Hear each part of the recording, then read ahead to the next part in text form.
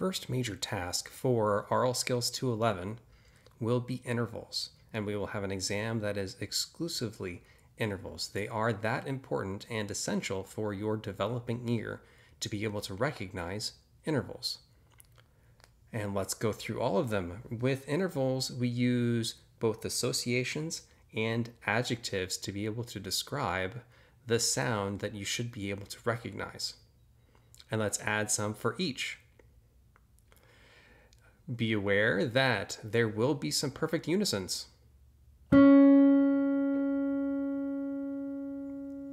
And it will just sound like one note. So let's move on though. Here is a minor second.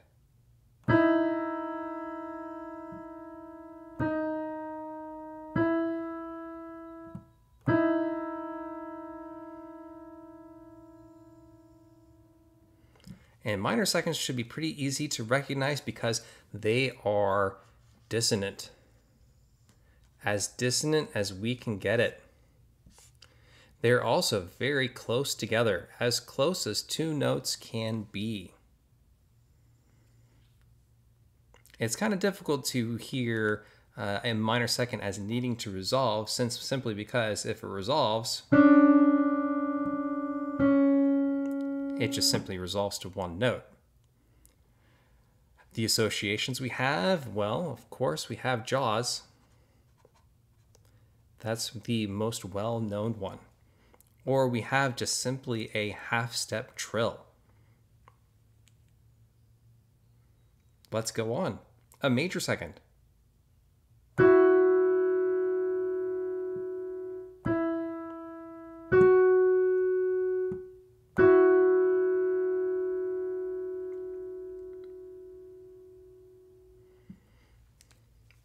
Major seconds can likewise be recognized as somewhat dissonant or needing to resolve, but not nearly as dissonant as the minor second.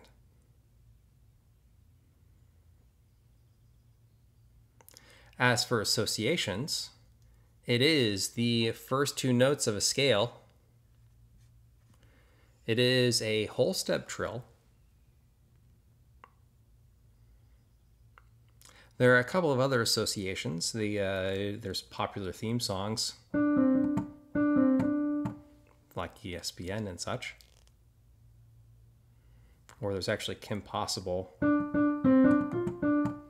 There's lots of different associations for major second. A lot of them have it going down first, but use whatever associations you need so you are able to recognize that major second. Next, minor third.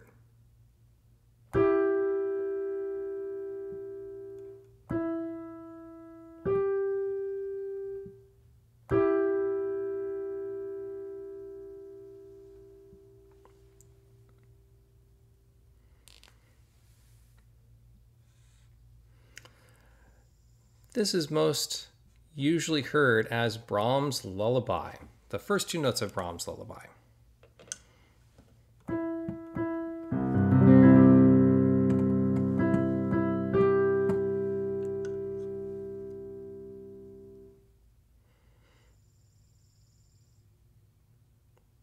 You can also hear it as the first two notes of a minor arpeggio.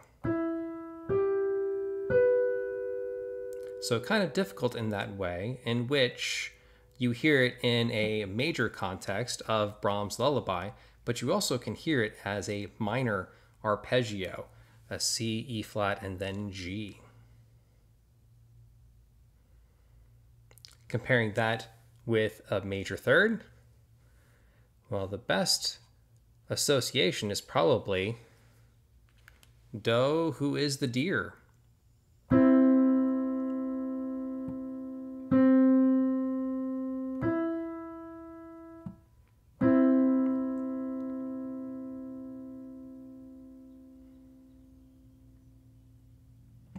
So it is the first two notes of a major arpeggio with that popular song from Sound of Music.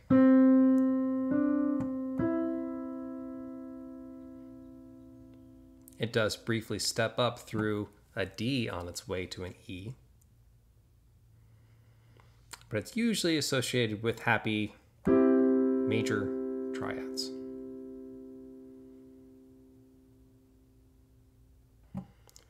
Your perfect fourth. Here it is.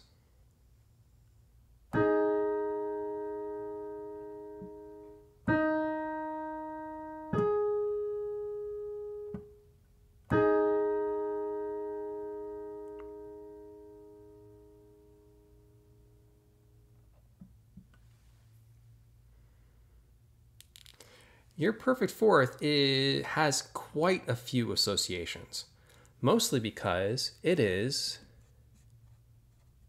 a pickup note, where this is so and this is do. You hear it in Amazing Grace,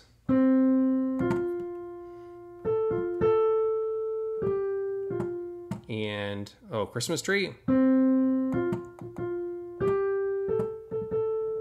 There are lots of associations that go from so to do.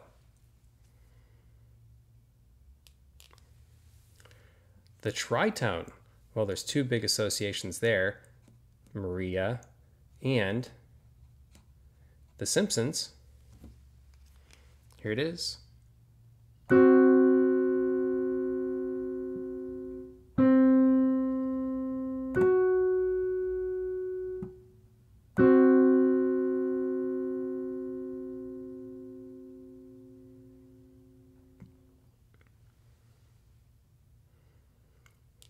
Notice it's not dissonant like a minor second, but there is what you can call harmonic dissonance here. The tritone is the essential interval of chords like the 5-7 and the fully diminished 7. They want to resolve outwards to a perfect fifth. They have that harmonic dissonance or harmonic tension of needing to resolve.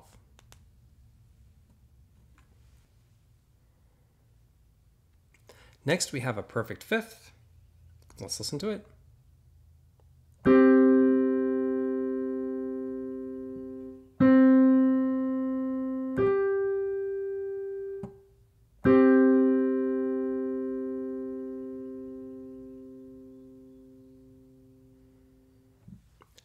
Notice it's a nice open sound.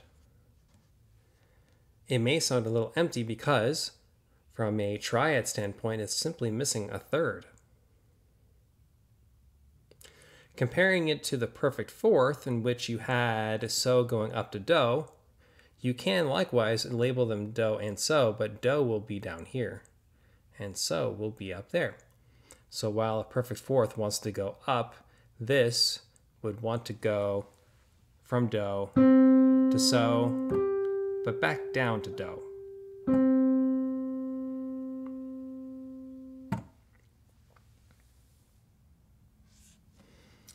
The minor sixth.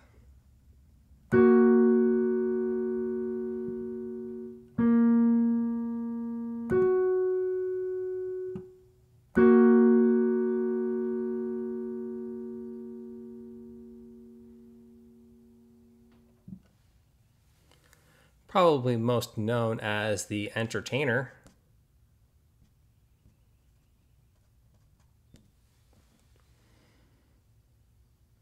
But it's a harmonic interval of minor sixth. It creates harmony. For instance, this would be the third and that would be the root. Let's go to a major sixth.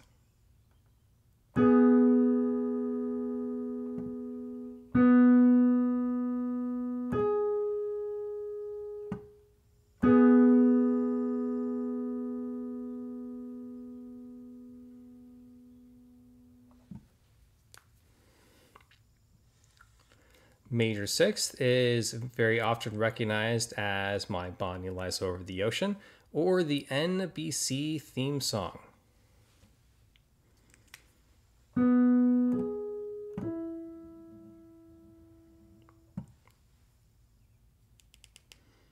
Minor seventh.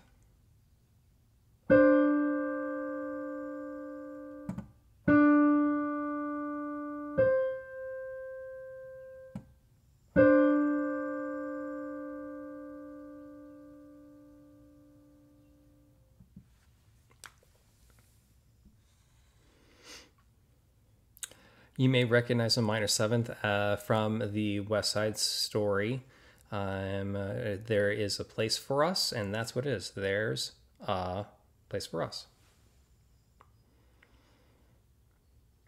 There is also a little bit of dissonance with a minor seventh in that it would want to resolve. Notice if you put a third and a fifth right there, it would be outline a 5/7 chord. And that's actually what happens when with There's a Place for Us.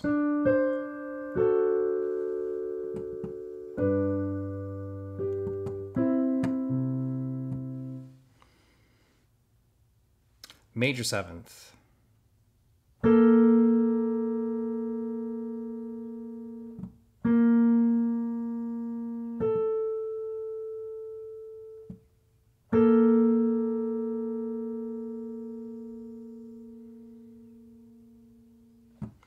A major seventh, again, is very dissonant because it wants to resolve to an octave.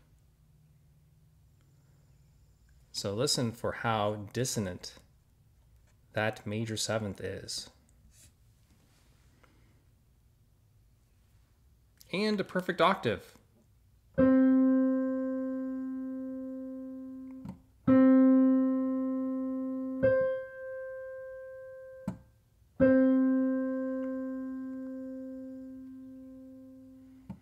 You should hopefully be able to hear that it's the same note, just up an octave. Hopefully you're noticing a pattern with all of these, though. Perfect octave. A perfect octave is the same note, very much like a perfect unison. The major seventh is very dissonant, much like our minor second. The minor seventh is only mildly dissonant, like our major second. Our minor sixth and our major sixth is similar to our minor third and major third in that they all create harmony using roots, thirds, and fifths. And a perfect fifth is similar to our perfect fourth in its open so-do quality. With our tritone being the oddball from all of these. These are actually intervallic inversions, and they can be used to be able to hear intervals. That a major seventh and a minor second they're both very dissonant. That all of these create harmony using roots, thirds, and fifths. That both perfect fourth and perfect fifth are open. So hopefully you might be able to use the intervallic inversions to be able to hear intervals. There are two more intervals you need to be prepared to hear, and that's a minor ninth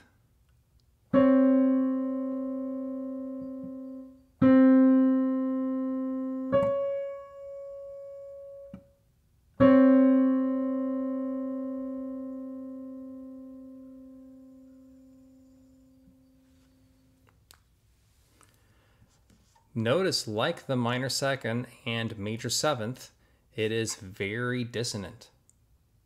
But not like the major seventh, which wants to resolve up, this top note wants to resolve down.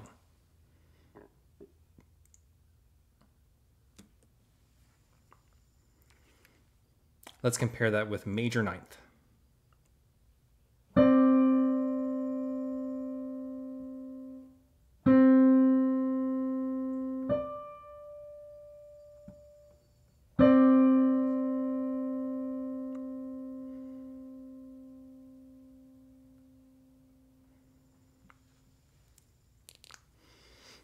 Hopefully you hear it as an open and space-filled interval, and that's because it has some similar qualities to the perfect fifth because it is a perfect fifth plus another perfect fifth.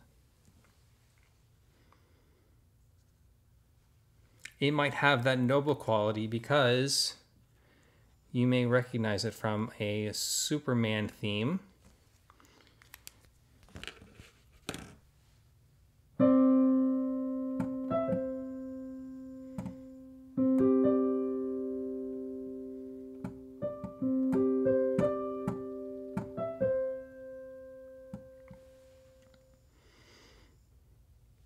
So hopefully you might be able to use that Superman theme to hear the minor ninth. You might also be able to hear a major ninth. With a minor ninth, you might also be able to hear the Superman theme from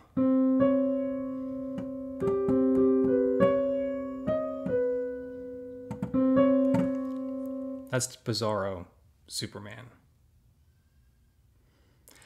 You should be able to hear both of those as more than an octave. That should help. They both want to resolve down for the most part. But you should be able to hear that this one is very dissonant, and this one, while may have a little tension that needs to resolve down, is not nearly as dissonant. There are unlimited resources for practicing intervals. Please practice them however you see fit. There's even some down towards the bottom of this page. There are plenty of online exercises.